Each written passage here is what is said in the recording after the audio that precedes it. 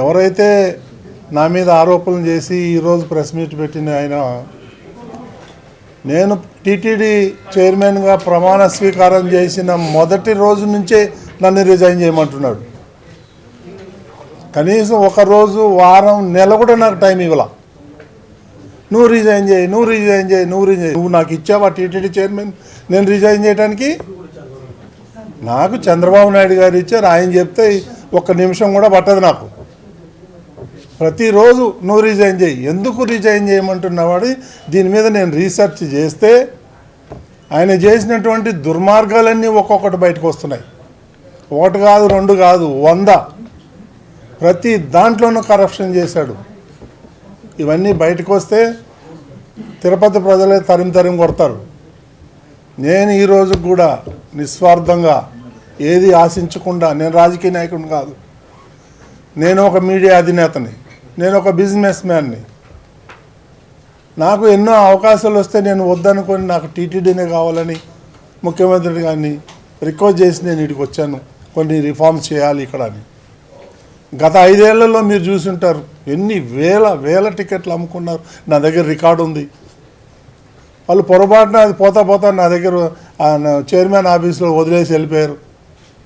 ఇవన్నీ తీసి చూస్తుంటే ఒక్కొక్కటి బయటపడుతున్నాయి. నిన్న జరిగినటువంటి బోర్డు మీటింగ్లో కూడా నేను ఒక పాయింట్ లేవనెత్తాను. ఎందుకంటే ఎన్ని స్కాములు ఉన్నాయంటే అన్ని స్కాములు బయట పెడదామంటే ముఖ్యమంత్రి గారు నన్ను ఆపు చేయటం జరిగింది. తిరుమల యొక్క పవిత్రతని దెబ్బతీస్తారు అందరూ కలిసి, రోజు ఈ స్కాములు బయట పెడతా ఉంటే అది మంచిది కాదు, మన ధర్మానికి, వెంకటేశ్వర స్వామికి మంచిది కాదు, దీంతో ఆపేయండి, ఆ దేవుడే చూసుకుంటాడని నాకు ఆయన హితబోధ చేశాడు. కాబట్టి నేను ఆగాను. లేకపోతే ఈ పాటికి ఇంకొక 10 వీటి చేసిన దుర్మార్గాలన్నీ బయట పెట్టేవాడు. ఇది వేదాలు, దయ్యాలు అని ఏదో సంస్కృతంలో మాట్లాడతాడు. ఇవన్నీ నా దగ్గర నడవదు. నీ యాషాలన్నీ కూడా ఐఎమ్ వెరీ స్ట్రాంగ్, తగ్గేదే లేదు. ఏం వీడియోలు పెడతాడండి ఆయన? ఇప్పుడు ఏదైతే వీడియోలు పెట్టాడో వాళ్ళ ఫ్యామిలీ, మా ఫ్యామిలీ మోర్ దెన్ 30 years నుంచి మాకు ఫ్యామిలీ పరిచయాలు ఉన్నాయి. వాళ్ళ ఇంటికి మేము పోతాం, మా ఇంటికి వాళ్ళు వస్తారు. అంత మాత్రాన నేను ఎన్నిసార్లు చూసినా అందులో నాకేం తప్పు కనిపించలే. సో ఇవన్నీ చీప్ పాలిటిక్స్ ఆడి నా మీద బురద జల్తానంటే నేను భయపడేవాడిని కాదు. నేను నీలాగా రిజైన్ చేయమంటే చేసేవాడిని కూడా కాదు. ఇవన్నీ కూడా వాస్తవాలన్నీ కూడా నేను ఇమీడియట్గా కంప్లైంట్ ఇవ్వడం జరిగింది. ఇంకా 6 గంటలో ఎఫ్ఐఆర్ కూడా వస్తుంది. దీన్ని నేను హై లెవెల్కి తీసుకెళ్తాను. వీళ్ళ సంగతి ఏదో తేలుస్తాను. నేను మాత్రం భయపడేదే ప్రశ్నే లేదు. నేను మీడియాలో ఉన్నా, నీకు చుక్కలు చూపిస్తాను, నీకు కానీ సుబ్బారెడ్డికి కానీ. కరుణాకర్ రెడ్డి, నువ్వు మద్రాసులో పోయి ఏమేం చేసావో నాకు తెలుసు. వైవి సుబ్బారెడ్డి ఏమేం చేసావో నాకు తెలుసు. అవన్నీ బయట పెట్టమంటారా? ఇవన్నీ చీప్ పాలిటిక్స్ నా దగ్గర జరగదు. అర్థమైందా? నేను హైదరాబాద్ నడిబొడ్డున నేను ఉండి వ్యాపారం చేస్తున్నా. నేను ఎవరికి భయపడేవాడిని కాదు. ఈ చీప్ పాలిటిక్స్ 1 కాదు 2 కాదండి వీళ్ళు చేసిన అరాచకాలు. నువ్వు ఏ ఫైల్ తీసుకున్నా అన్ని దొంగలెక్కడ. ముఖ్యమంత్రి గారు ఆగమన్నారు కాబట్టి నేను ఆగాను ఇన్ని రోజులు. కాబట్టి ఇవన్నీ చీప్ పాలిటిక్స్కి భయపడేది లేదు. నాకు అలాంటి ఉద్దేశాలు లేవు. నేను ఇట్లాంటి పిచ్చి పనులు చేసేవాడిని కాదు. నాకు అలవాటు లేదు చిన్నప్పటి నుంచి. నా మీద ఇటువంటి లేనిపోని కొన్ని మార్పింగ్ చేసి నా మీద బురద తేలితే మాత్రం నేను ఊరుకునేవాడిని కాదు. నేను లీగల్గా ఫైట్ చేస్తాను. వాళ్ళ సంగతి చూస్తాను. నేను ఎవరెవరైతే ఈ ఫార్వర్డింగ్ మెసేజ్లు పెడుతున్నారో, రేపు 1 man కమిషన్ వస్తుంది. రేపు ఈ 1 man కమిషన్ వస్తుంది. దీన్ని డైవర్ట్ చేయాలి. ఎప్పుడు ఏం చేయాలో, ఎలా చేయాలో, డైవర్ట్ని ఎట్లా చేయాలో అనేది ఇది ఒక టాపికా. దీనివల్ల ఎవరికి నష్టం? సమాజానికి ఏమన్నా ఉందా? నేనేమన్నా తప్పు పని చేశానా? ఏమున్నాయి ఆ వీడియోలో చూడండి మీరు, అందులో ఏం తప్పు ఉంది? ఫ్యామిలీ ఫ్రెండ్స్ ఉండరా? కలవరా? పోరా? రారా? నాది 20 సంవత్సరాల క్రితం ఉన్నటువంటి ఫోటోలు పెట్టి మార్పింగ్ చేస్తారు. ఇవన్నీ నా దగ్గర నడవదు. నేను చెప్తున్నాను, నేను లీగల్గా ఫైట్ చేస్తాను, దేనికైనా సిద్ధంగా ఉన్నాను. నువ్వేదో బుడబుక్కలు బెదిరింపుకో, నువ్వు దిగిపో. ఇది ఒకసారి కాదు 100 సార్లు చెప్పినావు. నువ్వు దిగమంటే దిగటానికి రాలేదు.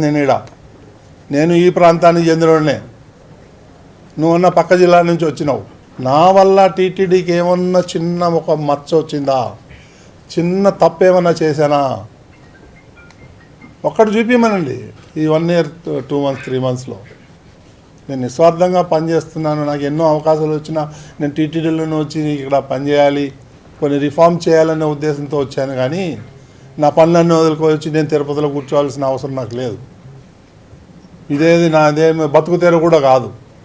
నా బిజినెస్లో నాకున్నాయి హైదరాబాద్లో.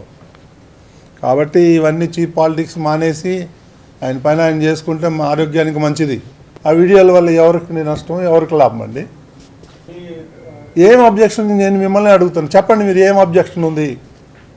వెళ్తాము, మీ ఫ్రెండ్స్ మీ ఇంటికి వస్తాం, పోతాం, వెళ్ళేటప్పుడు హాయ్ బాయ్ చెప్పుకుంటాము. ఏముంది దాంట్లో? 30 ఏళ్ళ నుంచి, ఇప్పుడు కాదు 32 ఏళ్ళ నుంచి పరిచయాలు ఉన్నాయి మాకు, ఫ్యామిలీ పరిచయాలు ఉన్నాయి. అదేం తప్పు ఉంది అంటున్నా దాంట్లో? వల్గారిటీ ఏముంది? ఇవన్నీ చేసి బీఆర్ నాయుడుది కాదు, బీఆర్ నాయుడుది నీకు వచ్చేది ఏంది? నీకేం లాభం వస్తుంది? ఇప్పటి నుంచి కాదు కదా, డే 1 నుంచి నువ్వు అదే పాట పాడతావు. ఈ రకంగా వస్తున్నారు. నన్ను టీటీడీలో తప్పు పట్టేదానికి ఒక్క పాయింట్ కూడా లేదు. నాకున్న కోటాలో కూడా 50% కూడా ఇయ్యను. ఎందుకంటే భక్తులు చాలా ఇబ్బంది పడుతున్నారు. ఒక విఐపి వెళ్ళి దర్శనం చేసుకొచ్చే లోపల 30 మంది 40 మంది సామాన్య భక్తులు దర్శనం చేసుకుంటారు అనే ఉద్దేశంతో నేను సాక్రిఫైస్ చేసి, నేను కూడా నా ఫ్రెండ్స్ కానీ రిలేటివ్స్ కానీ వీళ్ళందరూ కూడా చెడ్డోని అయిపోయాను. మీరు కూడా చాలామంది మీరు రిపోర్ట్లు అడిగిన నేను ఇవ్వలేకపోయాను. ఎందుకంటే నాకు ఎప్పుడు కూడా సామాన్య భక్తుడే గుర్తు వస్తాడు. నాకు చంద్రబాబు నాయుడు చెప్పి పంపించిందే అది, సామాన్య భక్తుడికి పెద్దపీట వేయండి అని. నేను ఇక్కడ ప్రతివాడు వచ్చి విఐపి వస్తే పర్వాలేదు, విఐపి పేరు చెప్పుకొని ఎవరో కామన్ పర్సన్స్ అంతా వస్తూ ఉంటే విఐపి అని నాకు నచ్చలేదు, నాకు ఆ పాలసీ. అందుకని నా అంతటికి నేనే నియంత్రించుకున్నా. ఎవరి గురించో కాదు, నా అంతటికి నేనే, నాకు ఎవరు చెప్పలా. నేను ఇంత నిస్వార్థంగా వచ్చి నేను పని చేసుకుంటూ ఉంటే ఇక నాకు రోజు బురద చల్లటం నా మీద. వాళ్ళు చేసిన తప్పులన్నీ మేము వెతుకుతున్నాం కాబట్టి వాళ్ళకి బాధగా ఉంది. ఈడెప్పుడు పోతాడా. చాలా రకాలుగా ట్రై చేశాడు నన్ను వచ్చి కలవాలని, నాతో మాట్లాడాలని, ఈ స్కామ్లన్నీ బయటికి తీయొద్దని. నేనేం ఛాన్స్ ఇవ్వాలా, నేను ఇచ్చేటోడిని కాదు. నేను చాలా మొండోడిని. ఎవరున్నారు చేసినోడే వాడికి తెలవాలా, వాడికే తెలవాలి. ఇప్పుడు పోలీసు వాళ్ళు ఎంక్వైరీ చేస్తారు, చూస్తారు. అది కూడా నేను వీడియో మొత్తం మార్పింగ్ చేశానని నేను అంటలేను. 1 or 2 ప్లేసెస్లో మార్పింగ్ జరిగింది. కాబట్టి ఇవన్నీ మీరంతా కూడా ఆలోచన చేసి మీరు కూడా ఒక 4th పిల్లర్ కదా మనమంతా. దాన్ని బట్టి చూడండి, మీరు గ్లోబల్ ప్రచారం చేసి తిరుమల తిరుపతి దేవస్థానం భ్రష్టు పట్టించాలని కంకణం కట్టుకున్నారు వాళ్ళు. లేకపోతే ఎప్పుడుదండి అది 20 ఏళ్ల కింద ఫోటోలన్నీ తీసుకొచ్చి ఇప్పుడు ఇవి వాళ్ళు జరిగిపోయినాయి, నిన్న జరిగిపోయినాయి అంటే చేయటం ఎంతవరకు న్యాయం?